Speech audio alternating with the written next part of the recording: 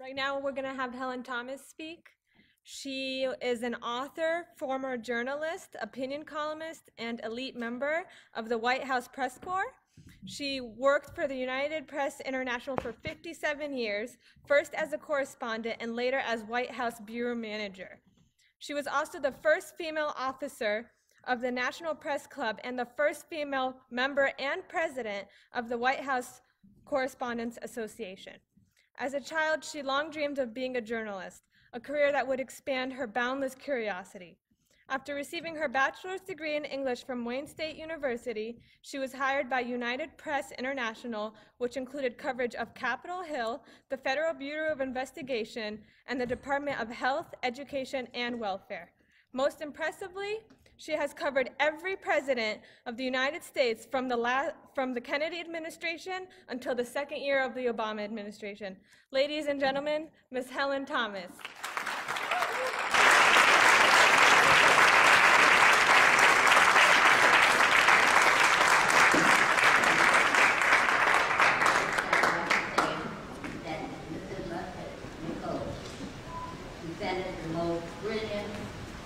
Analysis of the era of history that I have ever heard. I only wish President Obama should have heard, and every member of Congress, and every American. All we hear is Holocaust. All we Hitler was months. There's no question about that. But every American family was involved in World War II to eliminate that horror. And yet the Israelis have brought back the same kind of genocide as it. Good evening. The long-running Israeli-Palestinian dispute, that is war, seems to defy solution. That is because the causes are deeper, historical, and hostile. I believe in cutting to the chase, and I also believe in taking a stand for enough. Everybody should. I believe Palestine belongs to the Palestinian people, and Jerusalem should stand as the UN voted was as an international city open to all people, all religions. It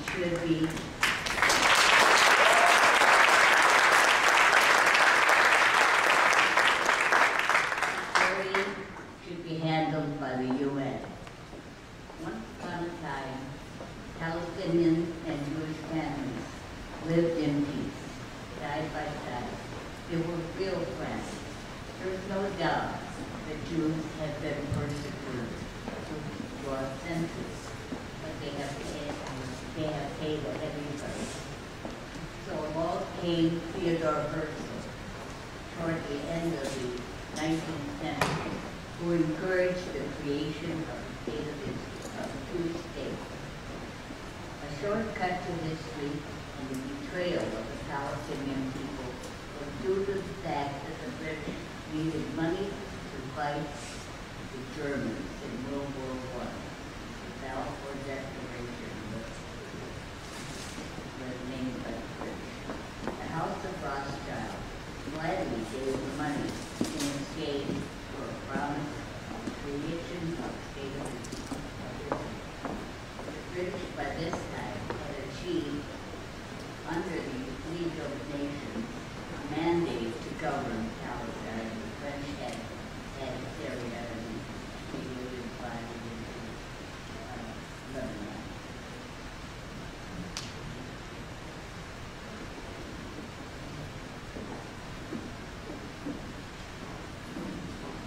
The United Nations specified that it was illegal to annex occupied land, and that still remains unquoted, but it's never enforced.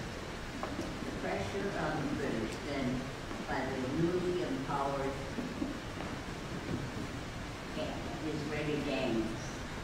Israeli gangs would reform the Israeli army. Well, anyway, their power was overthrown. The British, the Palestinians and the Arab world was waking up to the fact that the Zionists planned to take over Palestine, all of Palestine, with unlimited immigration from the rest of the world. The Knesset that was formed has on the walls from the Euphrates to the Nile. The Palestinians at that time were 85% in the majority. Some books say 96% in the majority.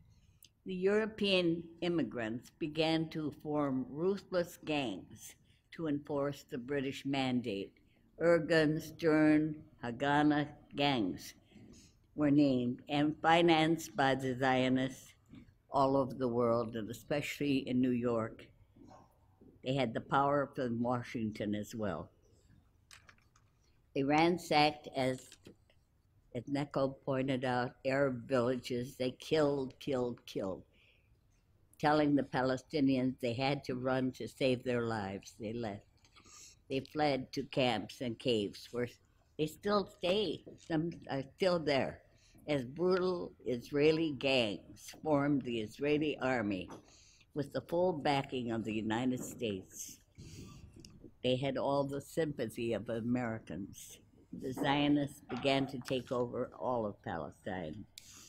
On May 15, 1948, while the UN was still debating the 1947 partition plan, the Israeli leaders came knocking on the White House door at 3 o'clock in the morning and persuaded President Truman to wake up there and to recognize the state of Israel. They had great plans. The next day, Israel was recognized by the United Nations as a state. The Israelis learned, the Israelis left, no stone unturned. They touched all bases. Meanwhile, the Arab refugees were pushed out of their homes by the armed Israelis, and they have lived in refugee camps ever since. Former Israeli Prime Minister Golda Meir, who grew up in Milwaukee as a school teacher, became a school teacher, she proclaimed Palestine was a land without people, a people for a land, that was one of the biggest lies told. It was a very organized, Jerusalem had scholars, business people, diplomats, everyone. Jerusalem was inhabited. It had leaders, as I said, scholars, clergy.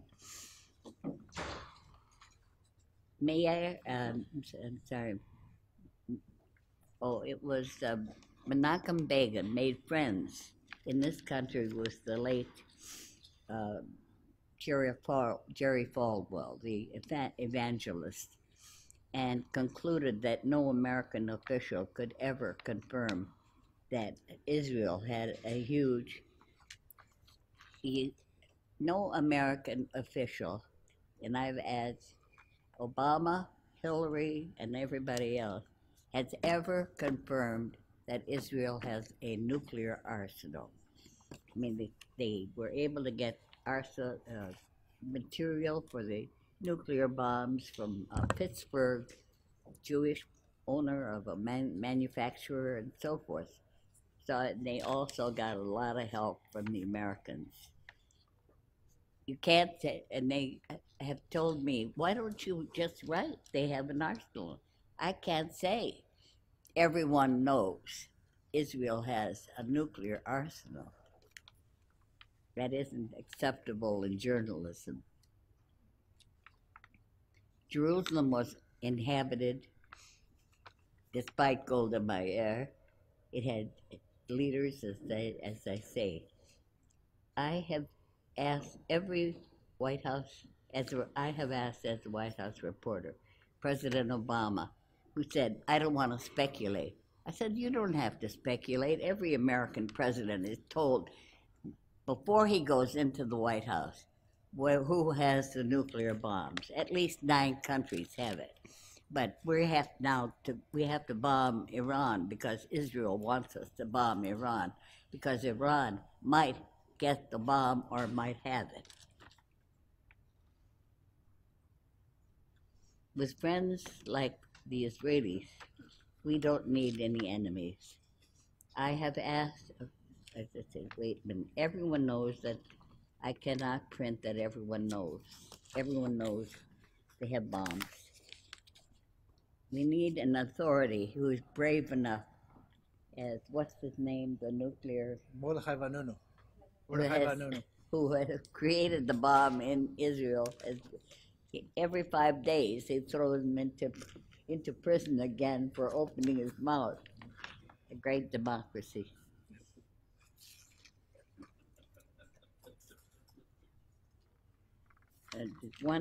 He's the one Israeli scientist who is in and out of jail. A brave man for speaking out.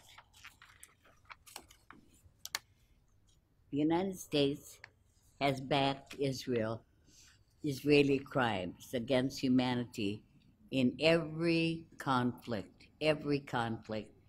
67, Abba Eban went to the Pentagon and he received during his visit the maps for 25 airfields in the Middle East. And the opening of day of the 1670 war, they practically wiped out, the Israelis wiped out all the Arab airfields. White House and Congress have supported financially and politically Israel, and especially through their very powerful lobbyists. In America, it is Israel first. Israel first.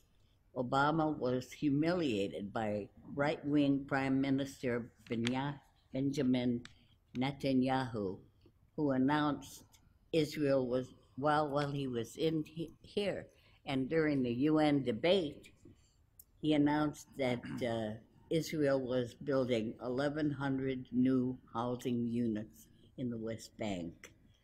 Meanwhile, President Obama threatened to veto statehood for the Palestinians, even though he had spoken out before often on peace and to the two-nation solution. A Jewish-backed law to cut funding for any international organization which admitted Palestine, the Palestinian leaders made an end run and actually got into UNESCO, United Nations Education, Social, and Cultural Organization. It's the first one they actually got into. And Obama has given hypocrisy a bad name.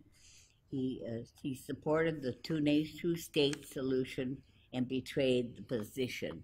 And the U.S. has done everything they could to keep Palestinians out of any UN or any international organization. Let's forgive a politician with no integrity who is running for re-election. That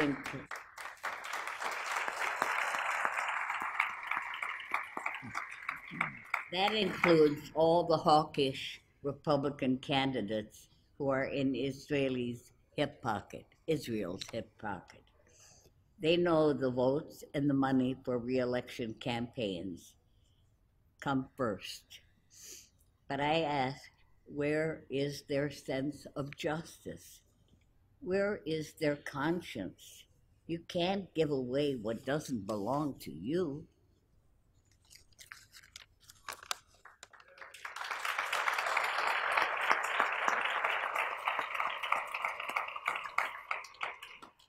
I have read that Israelis feel so secure they can do anything.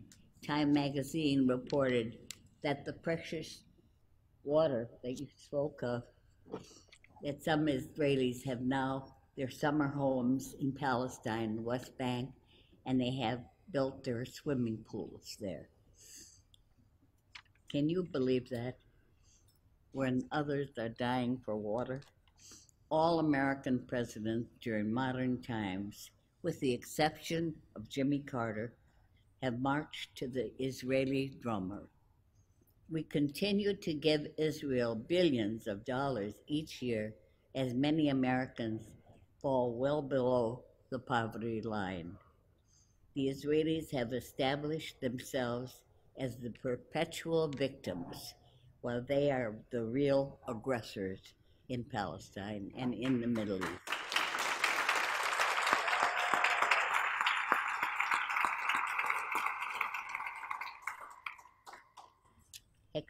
Neko here will help me field questions, and he will take the main ones, and I will just make a sign of the cross.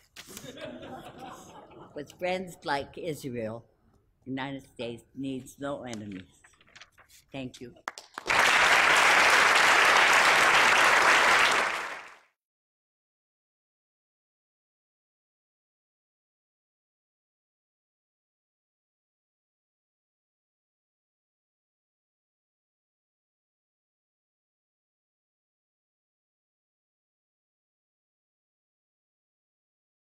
The first question, Mr. Peled, what or when was the turning point for you, the event or the aha moment when your eyes were opened to the truth of what Israel was doing to Palestinians?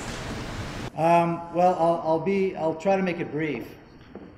Having grown up the way I was, it was absolutely clear to me that we were heroic, we were just, we had the moral high ground, and we would never, ever do anything that was contrary to that. Well, when my father retired from the military, he dedicated his life to being an advocate for Palestinian rights. When he made that statement at the very first meeting of the General Staff while still in uniform, that Israel needs to immediately allow the Palestinians to establish a state in the West Bank and Gaza, of course he was ignored. But he persisted. He remained in the military another year, and then he retired. He embarked on an academic career. He taught Arabic literature at Tel Aviv University. He brought into the curriculum of the university poetry and literary works by Palestinian writers for the very first time. He initiated in the mid-1970s, along with several other Zionist activists, a dialogue with PLO for the very first time, which was illegal in Israel then, but because he was a retired general, he could do it. And the whole notion of the two-state solution was formed in those years, in the mid-70s, when my father and his group met with Palestinians who were official PLO representatives in Europe. And that was when it was formed. Of course, he would come back and report, and the Israeli government, of course, wanted nothing to do with any of this. They heard, but they did nothing. So I grew up with this military Zionist background on the one hand, and then I saw my father engage in this work with the Palestinians. So I knew that there were Palestinians, I just never met any. And this is what my father did for the remainder of his life. He died in 1995, and it was an interesting funeral because it was a full military honors funeral, but it was, there were many Palestinians there, and on the very fresh grave of this Israeli general, right by the wreath by the president of Israel, there was a wreath from President Arafat.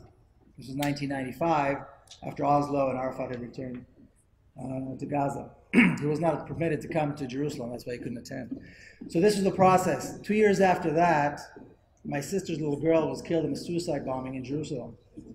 She was 13 years old, and two Palestinians, young Palestinians, blew themselves up downtown Jerusalem, and she was killed. And of course, there's no words that can describe the feelings as a result of something like this. But my sister, her mother, began making some very interesting statements. The first one was when she was asked about retaliation, she said, well, no real mother would want the same thing to happen to another mother. So don't talk to me about retaliation. Then she was asked if she would be willing to talk to the other side. And she said, no, I will never agree to talk to the other side, but the other side are not the Palestinians, the other side is the Israeli government, who drove these two young men to blow themselves up.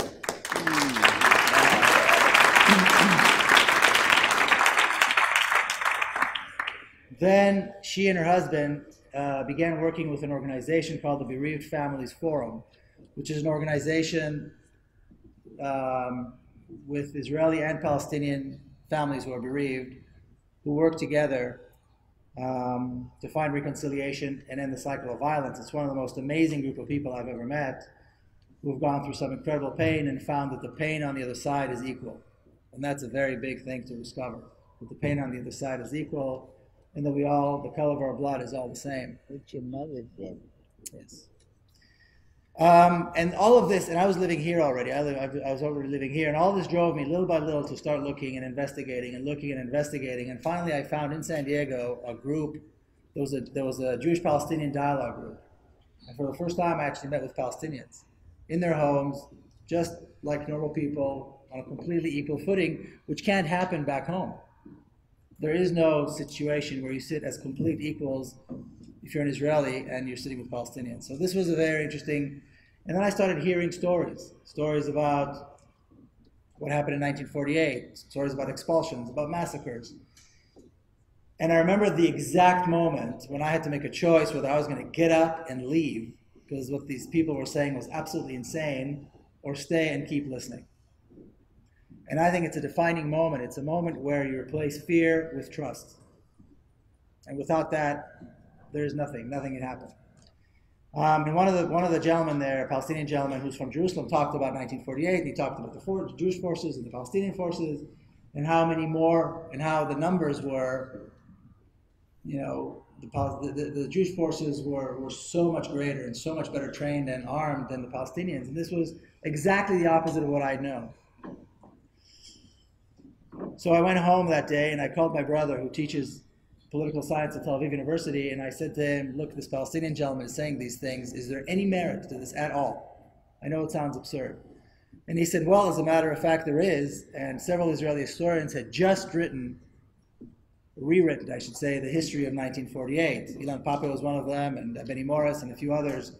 And he suggested that I pick up those books and read them, and I did. And basically what these Israeli historians did was they corroborated what the Palestinians have been saying for decades. But when Palestinians say it, we can't believe it. We can only believe it when Israelis say it. So that was an eye-opener. And then I began traveling to the West Bank. And that was very scary for me at first, because they're all Arabs there, as you know. And I was taught that they're out there to kill me. And if I'm all alone by myself in a car, it's a very dangerous situation. I had to overcome a lot of these very, very fearful situations, only to discover that there's really nothing to fear. So anyway, this has been the process that I went through. It's a very, very long process, and it's a very painful process. It's excruciating to find out that the truth you know is not all the truth, number one, that there's another truth on the other side, and that truth may have merit. And then to discover what my people are doing, what this army that I was raised to admire and adore is doing to innocent people who have never had a military. So anyway, so the book basically is all about that. This was kind of the short version of that moment. All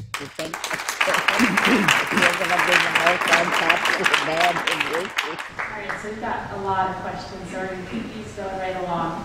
And Miko is right. There will be pre-order forms where you guys can order his book, and I greatly encourage it based off of his speech. I can imagine it's going to be a bestseller. Second one is also for Miko. What would you describe, or how would you describe, some of the conversations you had with your father? What was it like during holidays and family gatherings? Well, my father was a general, so generals don't converse very much. They either lecture or they give orders, and so it wasn't exactly, but there were conversations. And one thing that as I look back at my father, he did not see the military as something that you adore and glorify. The moment he took off his uniform, he was done. There were no, glorified stories and pictures and emblems of the army and all that kind of our house. Nothing at all. He saw the military as a tool, the tool to be used in a certain way. He did what he thought was right, and when he was done, and that was it. And he really didn't talk much about the things he did. I learned later on, I described that also in the book, how I'd be sitting in a civics class, and I'm reading about a certain battle and a certain war, and I'm going, holy this guy was my dad, and he was the commander of this, you know, and this is how I learned most of what I learned about him. Today, as I travel both in the West Bank and in northern Israel, which is populated heavily by Palestinians, the Galilee, every single time, every time I meet a new person, if they're beyond a certain age, they come up and tell me about things that he did, how he helped them get a permit, how he allowed them to, again, overcome this massive bureaucracy that is dedicated to making life impossible for Palestinians, how he helped them when they tried to expel them, how they helped them get their son out of prison, all these kinds of stories. And again, I hear them mostly from other people, not so much from him. And he never wanted to write about himself. He said it was boring for him to write about himself, so he never wrote any of this. You're great tribute to him. This third one is for you, Ms. Thomas, and it says, aren't governments of Egypt and Jordan also to blame for the plight of the Palestinians, since they controlled the West Bank and Gaza and did nothing to establish a state for the Palestinians? That's pretty good. She's saying, aren't the Jordanian and the Egyptians also responsible partly for the Palestinian situation, since they never did anything either? The answer is yes. They're great, although they did fight. Although Egyptians did fight for the Palestinians, but they were sold out by the Jordanian king, and who was later assassinated in a mosque. And no, everyone has played the game until until the people in what is now called the Arab Spring rose up to defend themselves and to gain power, people power, for the first time. You know.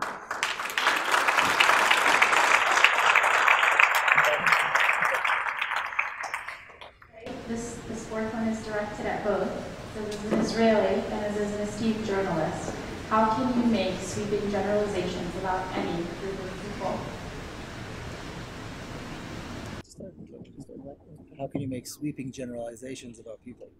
That's the question. Because we've been there, we've watched it. I mean, I covered the White House from Kennedy on. I saw every time there was an Arab-Israeli crisis, the U.S. always took the side of the Israelis. They were always, all the advisors were there. The Israelis managed their lobbies, eliminated practically every Arabist in every major university political science department. And most of the advisors were Jews at the White House, so I can't expect them to say anything else.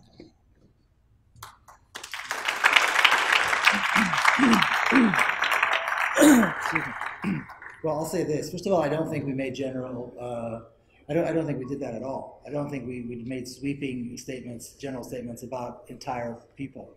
I think this is a political issue. You know, people call this a Jewish-Arab issue and things like that. This is a very specific political issue. It's between Israelis and Palestinians. It's between the Zionist enterprise and the Palestinians. I don't think anybody made sweeping generalizations at all about anyone. I want to say one word about the previous question, though, because I think it's important to understand. One of the things that Israel managed to do very, very well, or the Zionist movement managed to do very, very well even before the creation of the State of Israel, was to make sure that there were bribable leaders in the countries that surround Israel. So the Hashemite monarchy is one, and of course Mubarak was another. And so to get them to collide with Israel, with the Zionists on the Palestinian issue was not a very hard thing to do.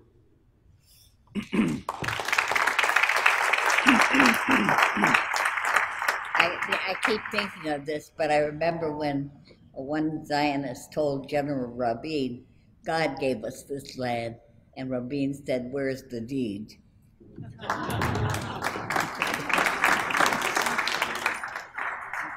This next question is directed at you, Ms. Thomas. First, I say thank you for being here. And the question is, after making the comment about the Jews going back to where they really belong, what was your experience like as a journalist, and is that what compelled you to retire? My experience was what a lot of people go through if they ever take the side of the Arabs in this country. I mean, you are always demonized. I lost my job. It was pretty painful for 2 weeks. And then I said to myself, I was right. So I gained my courage back.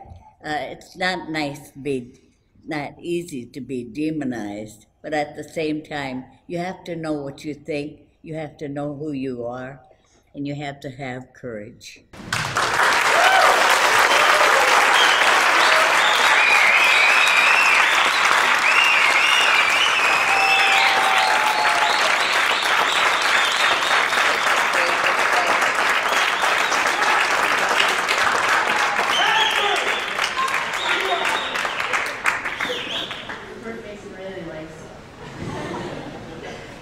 Question is for you, Mr. Peled.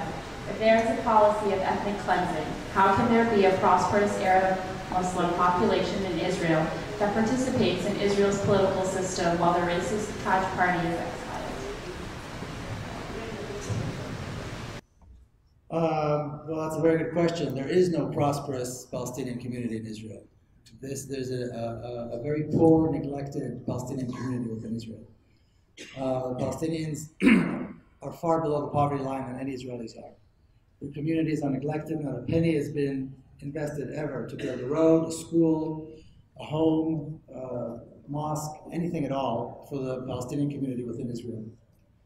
They are allowed to vote, it's true. They do have a certain number of members in the Israeli Knesset. It's by the way the Knesset works in Israel, the way the Israeli government works.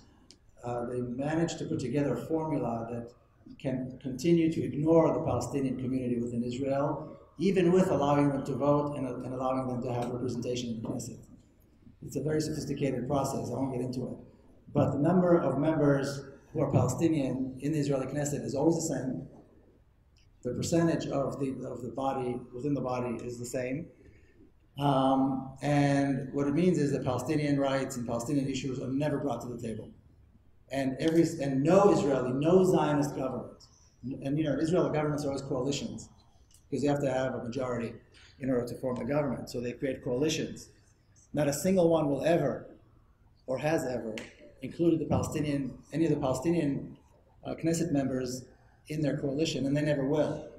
Not only that, they don't even use them, they don't even need them when they need votes, and they want them to vote with the coalition. So it's a very well planned, kind of pretty sophisticated way of, on the one hand, making it seem like they are represented and making it seem like this is a democracy, and on the other hand, making sure that their voice is never heard and their issues are never dealt with.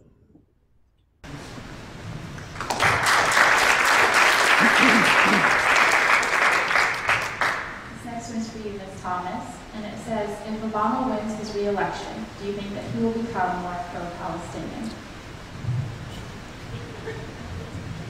No, he knows. He knows where the power is. He knows where the money is. I mean, he has totally defaulted all of his possibility for greatness and winding up on Mount Rushmore.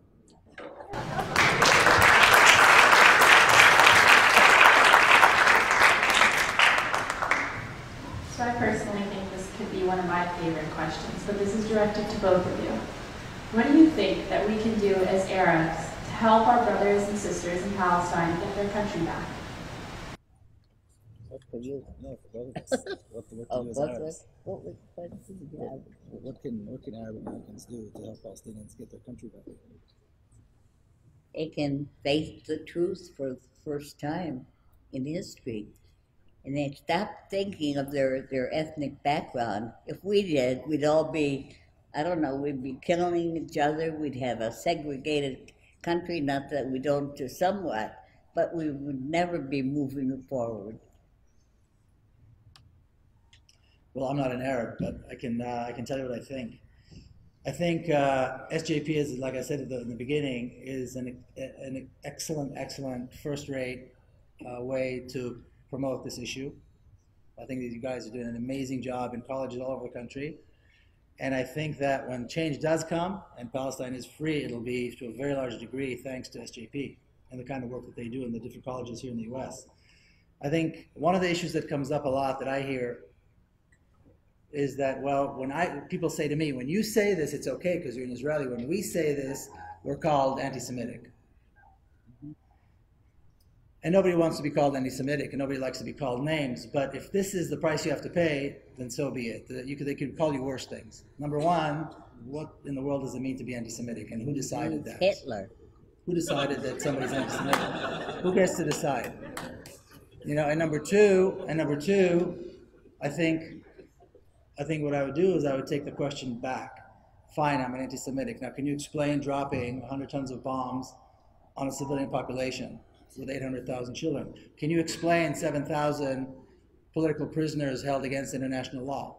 Can you explain the human rights abuses? Can you explain the different distribution of water to Palestinians? Far less than Israelis get. Let's move on beyond the name calling. You know, if they're calling us names, if they're calling you names, that means they have nothing else to say. So seize that moment and take it right back, and continue this discussion, continue talking about it, and follow, I think, the example of SJP. I think you guys are doing a tremendous work. So.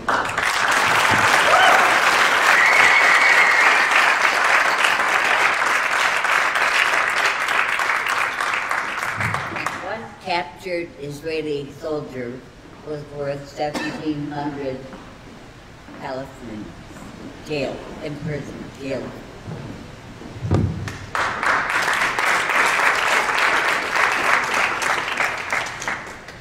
Okay, I guess this is addressed to both of you. What is your point of view on the Arab uprisings in the Middle East, especially in Egypt, and how do you think this will affect the Palestinian issue? What do you think of the uprising? I think the uprising is tremendous. I think the Syrian president is a monster, and I'm hoping that he will go the way of the other dictators in the Middle East. He's a horrible man, and they had great expectations because he was educated in the West. Well, I think that the Israelis are very worried now, because there's no question freedom is contagious, and they're definitely going to give another idea to the incarcerated, the walled off people of Palestine in Gaza and the West Bank and so forth. They can't lose that message at all. They're gonna fight.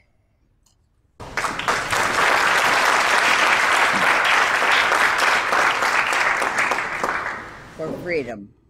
Yeah, I don't think there's any question that the uprising is a good thing. I think, though, when you look at Palestine, there's been an uprising, a peaceful uprising in Palestine going on for many years. It just hasn't been, nobody's reporting on it. Right. And when you look at the protest, the peaceful protest I mentioned in my remarks, and also if you look at the BDS movement, the boycott, divestment, and sanctions movement, it's a growing movement around the world, making huge strides. And it is all of these things, both the BDS and the resistance movement, you see Israelis and Palestinians hand in hand marching together. This is part of the Arab Spring. And so the Arab Spring is taking place in Palestine as well, and outside of Palestine to support Palestine. Ideally, if Egypt does end up having, I think nobody knows exactly what's going to end up in Egypt, but I think if things do go well, and they resist the temptation to let America and Israel intervene, then if the largest Arab country in the world has a democracy, Israel's going to have a very difficult time, because they need a bribable tyrant to keep the Palestinians in Gaza from the, to keep the border in Gaza and collaborate with them. So hopefully there will be a real democracy in Egypt, and then of course that will impact the rest of the Middle East, and of course it will impact Palestine, and that, along with the popular resistance movement and along with the BDS movement, will, I think, unquestionably bring about a real democracy in Palestine.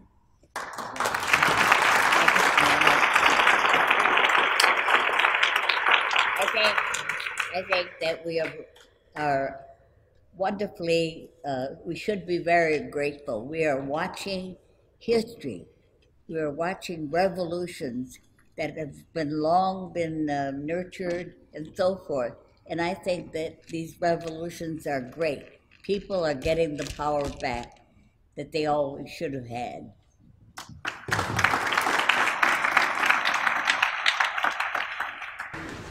This was directed to you, Ms. Thomas. It says, what role does the media really play in representing the reality of what's going on? And are they largely to blame? What role does the media play in all this, and are they to blame? The media has been so ignorant, and they are to blame. The extent that they have propagated all this propaganda, because they go back to their offices and they will damn well lose their jobs if they take another side or try to be fair. So I think the media has been ignorant. There are some, of course, foreign correspondents who have the eyes and they have seen the truth, but they hardly write it.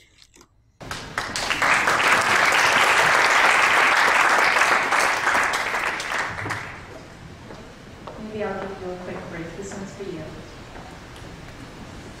It says, first off, your words are very sincere and impacting. And I guess there's a couple questions here, but it's, have you lost friends because of your beliefs? Do you ever fear for your life when you protest in Palestine? And we have dinner.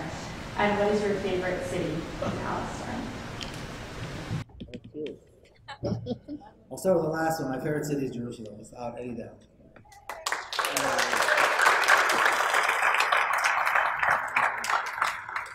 And every single time I go, and I go quite a lot, I visit the old city and I discover another beautiful spot, another special little place that I didn't see the time before, and I know it quite well by now.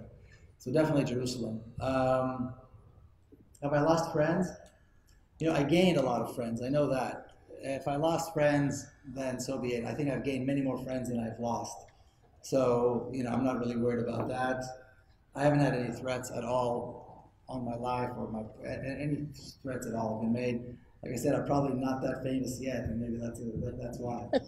No, there haven't been any threats. And what was another part? There was another part of the question that I missed. Who wants to know if you can have dinner? If I can have dinner, I'm working on. All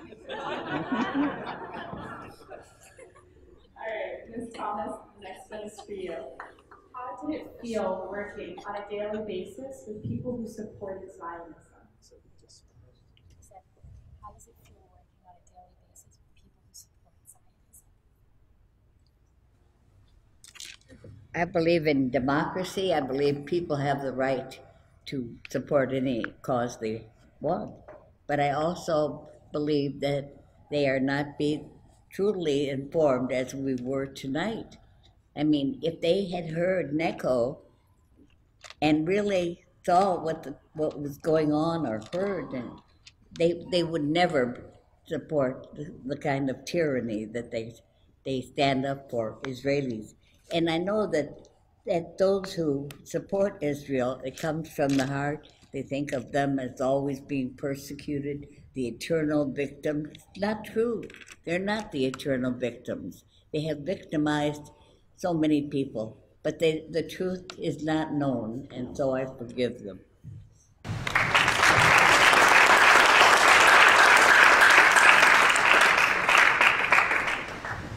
this final one is for you, Mr. Peled.